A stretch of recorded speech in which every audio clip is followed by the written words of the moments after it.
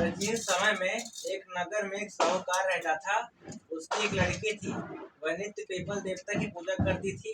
एक दिन लक्ष्मी जी उस साहूकार की लड़की से बोली कि मैं तुम पर बहुत प्रसन्न हूँ, इसलिए तुम मेरी सहेली बनना स्वीकार कर ले। लड़की बोली, क्षमा कीजिए, मैं अपने माता पिता से पूछकर बताऊंगी।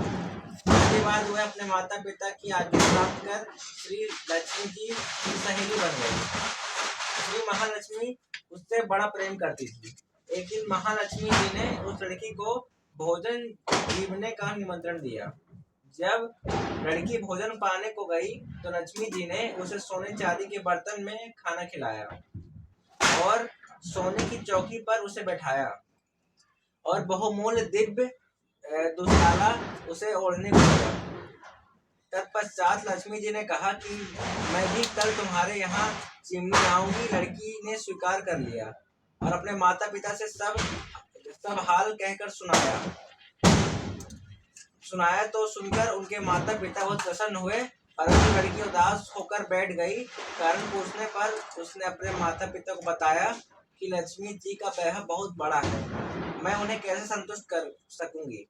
उसके पिता ने कहा कि बेटी, गोबर से पृथ्वी को लिप कर जैसा भी वन पाए उन्हें रूखा सूखा श्रद्धा और प्रेम से खिला देना।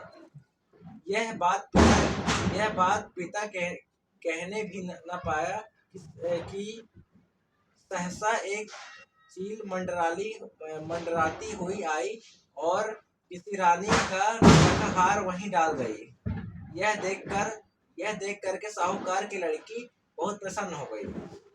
उसने उस हार को थाल में रख करके बहुत बढ़िया दुशाले से ढक कर रख दिया। तब तक श्री गणेश और महालक्ष्मी जी भी वहां आ गए। लड़की ने उन्हें सोने की चौकी पर बैठाने को कहा। इस पर श्री महालक्ष्मी जी ने कहा कि इस पर तो राजा रानी बैठते हैं, हम कैसे बैठे। बहुत आग्रह करने पर महालक्ष्मी जी और गणेश जी ने बड़े प्रेम से भोजन किया। लक्ष्मी जी ने गणेश जी ने पदार्पण करते ही साहूकार का सुख संपत्तियों से भर गया। हे महालक्ष्मी जी, जिस प्रकार साहूकार का समग्र घर धन संपत्ति से भर दिया था, उसी प्रकार सभी के घरों में धन संपत्ति भरकर सभी को कृतार्थ कर दो। महालक्ष्मी जी